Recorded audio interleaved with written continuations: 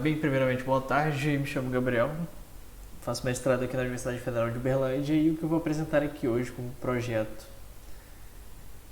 para o curso de Física Computacional é basicamente sobre redes neurais, mais precisamente sobre PINN, também conhecido como redes neurais informadas pela física. Então, para contextualizar, primeiramente eu vou explicar de forma breve, introdutória, o que são redes neurais e no decorrer da apresentação irei mostrar uma forma de aplicar isso em relação a problemas físicos, dando um exemplo utilizando o TensorFlow. Bem, a primeira ideia que vem de redes neurais é basicamente da própria estrutura biológica, onde você tem vários componentes interconectados que transmitem informação entre si, como propriamente os próprios neurônios dos quais conhecemos a biologia.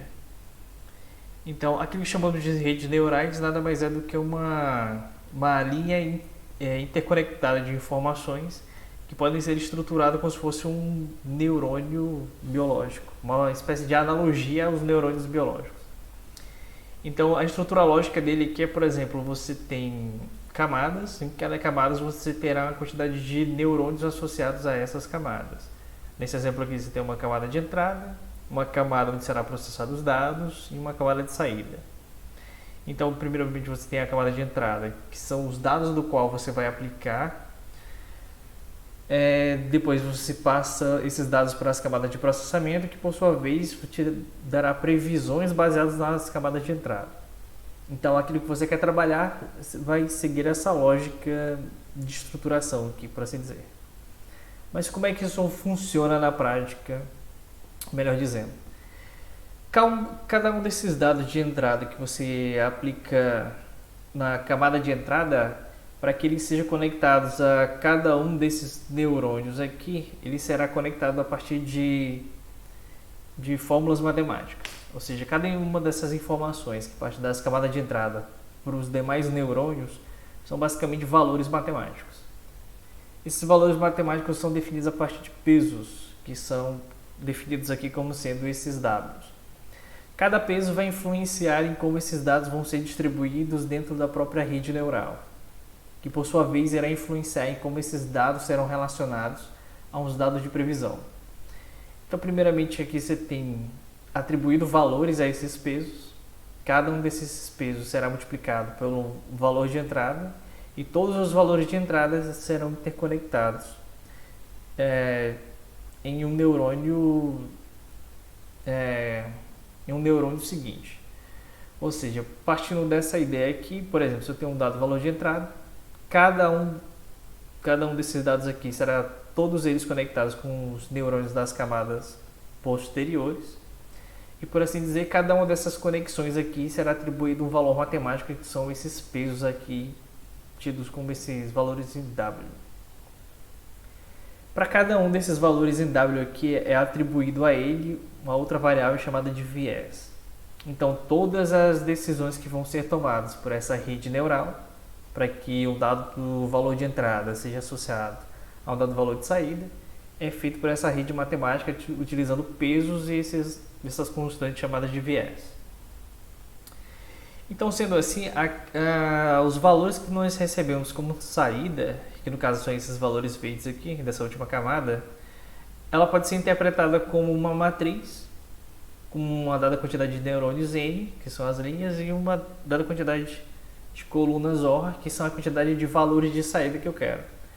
Se eu multiplicar ela por cada um dos valores de entrada associado aos pesos, e somado mais a quantidade de uma matriz coluna, que tem variáveis definidas como viés, que vai ter a mesma quantidade dos valores de saída, nós podemos definir os valores de saída que eu defini aqui com XOR como simplesmente esse produto matricial que será aplicado em uma dada função chamada de função de ativação.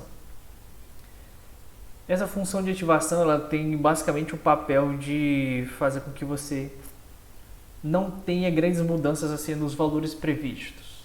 Ou seja, os valores em que a rede neural irá te devolver baseado em dado de entrada. Mas como assim? Toda vez que queremos fazer com que uma rede neural ela associe um dado valor de entrada com um dado valor de saída, nós temos que comparar esses valores de saída com uma espécie de gabarito, um valor real, por assim dizer. Vamos supor que esses valores de entrada aqui sejam os valores em x de uma função linear. Daí eu quero que a rede neural pegue esses valores,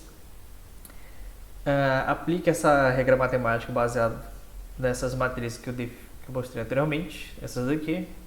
Eu quero que para cada um desses valores aqui de entrada ela associe a valores em y, por assim dizer, como uma função linear. Para que ela saiba que esses valores de saída aqui sejam realmente os valores de uma função linear, eu tenho que comparar eles com um gabarito. Ou seja, o valor real do qual esses dados de entrada estão associados. Então, para cada uma dessas operações aqui, eu tenho que ajustar os valores dos pesos e dos viés para que meu dado de saída seja compatível com a realidade.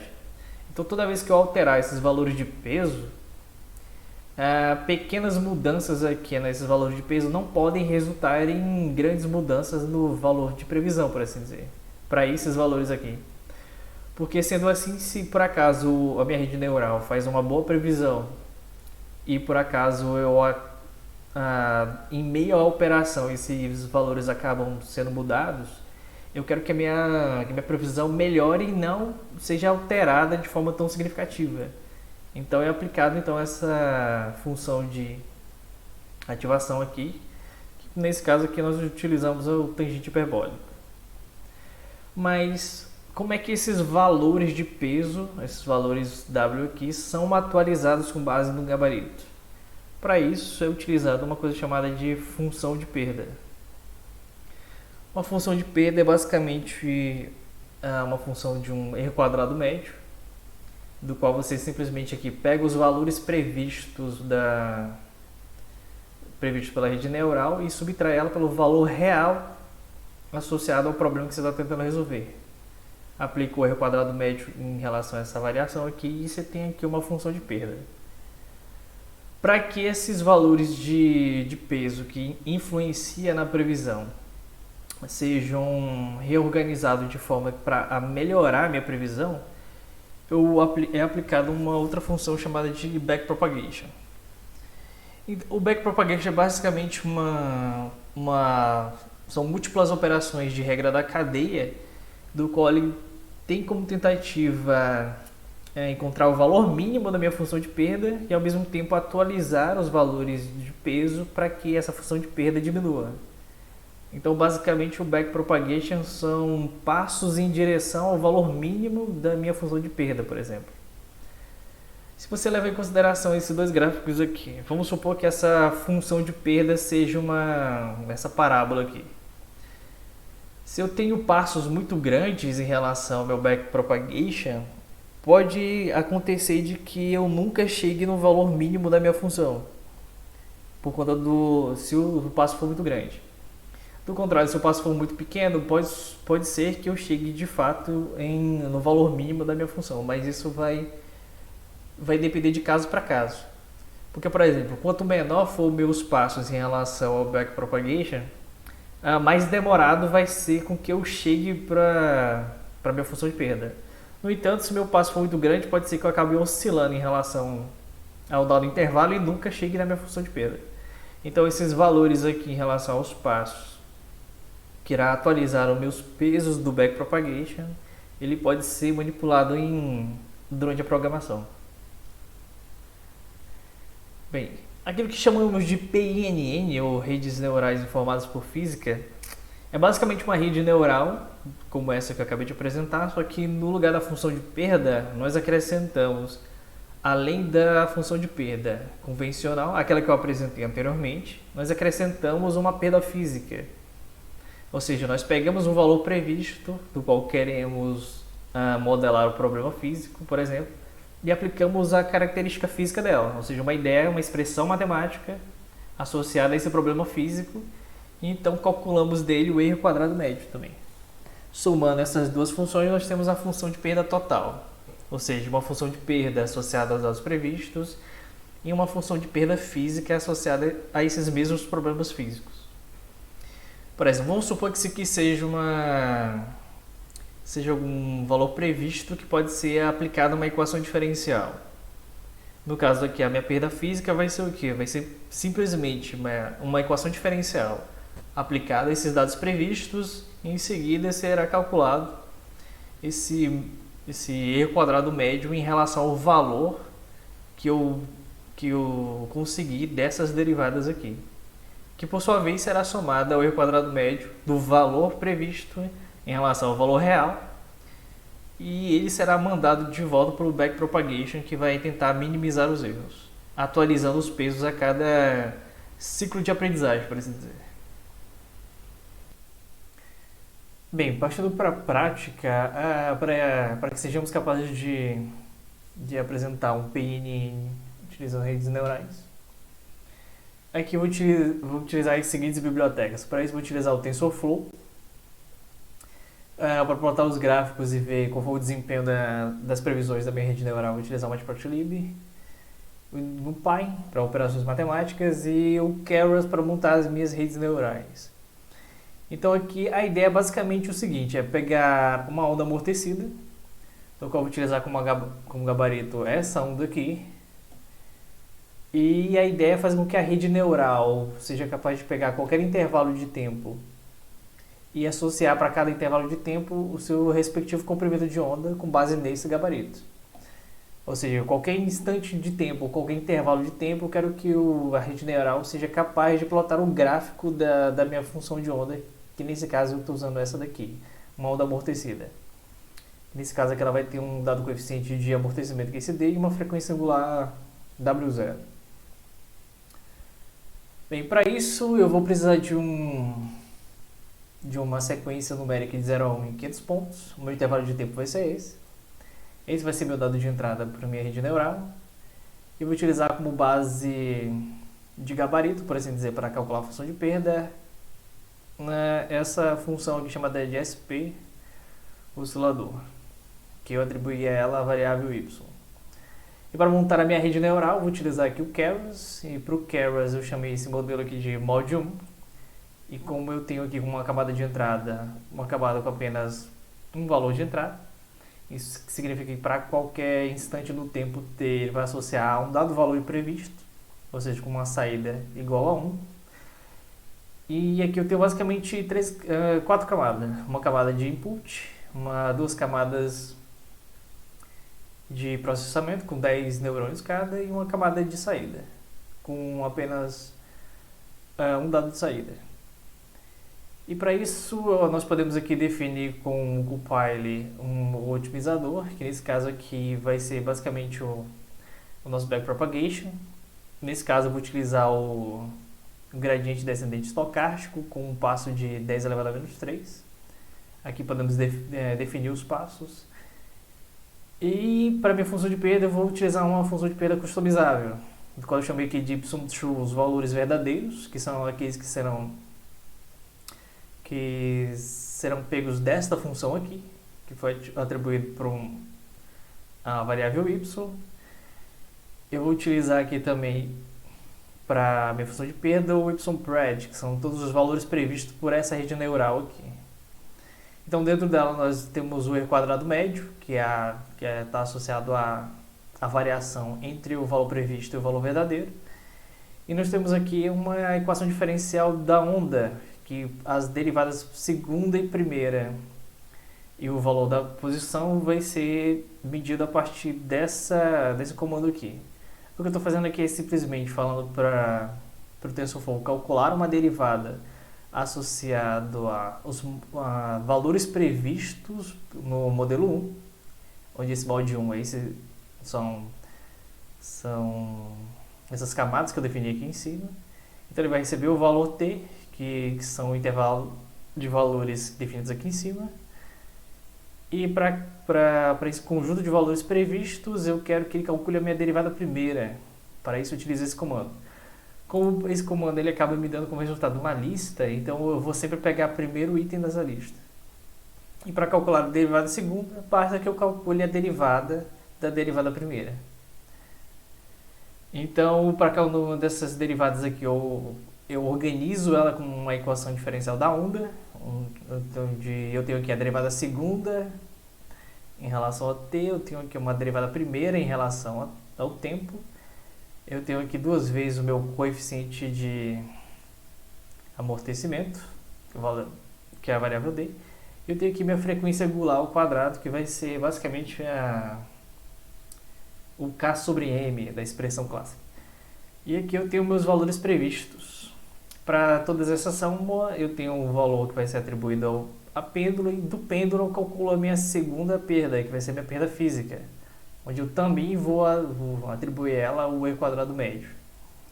Sendo assim, basta que eu some as minhas duas perdas em uma só.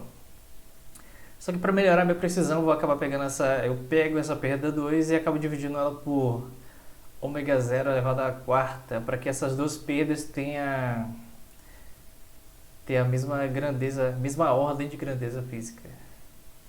E assim eu retorno um loss, que vai ser minha perda total.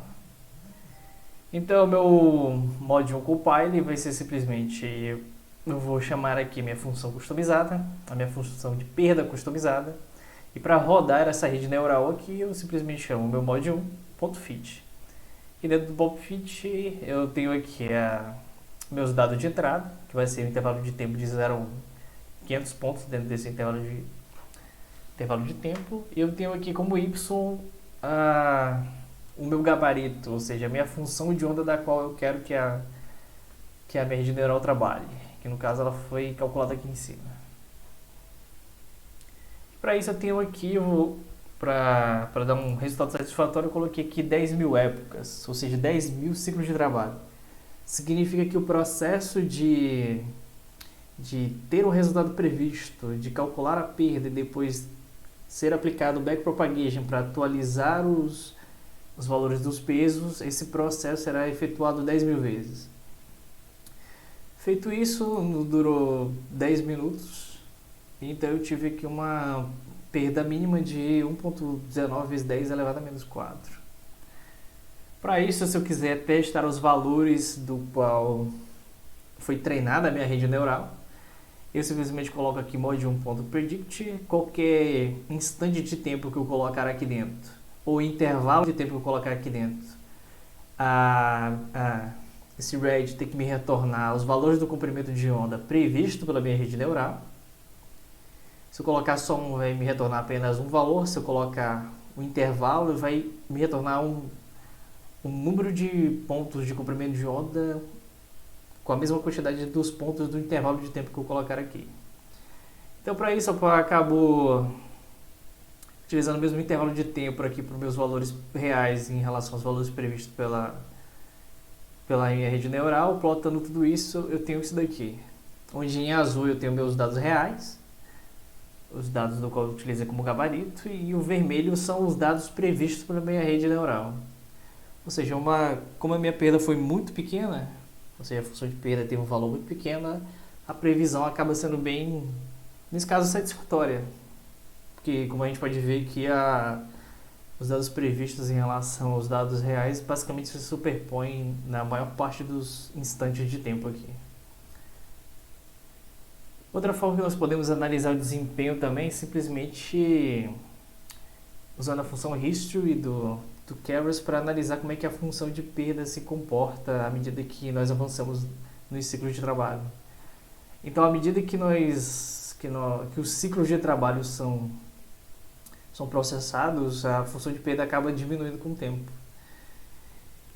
Então, veja aqui que tem um certo ponto, em um dado intervalo de tempo, que a função de perda basicamente se mantém constante. Ou seja, como se aqueles passos que eu defini anteriormente simplesmente oscilasse de um ponto a outro em relação à minha função de perda. Até que os pesos são atualizados de uma certa maneira que minha função de perda acaba decaindo, ou seja, minha previsão acaba aumentando, fazendo com que as previsões sejam mais eficazes à medida que o número de época vai aumentando, gerando-se esse gráfico aqui.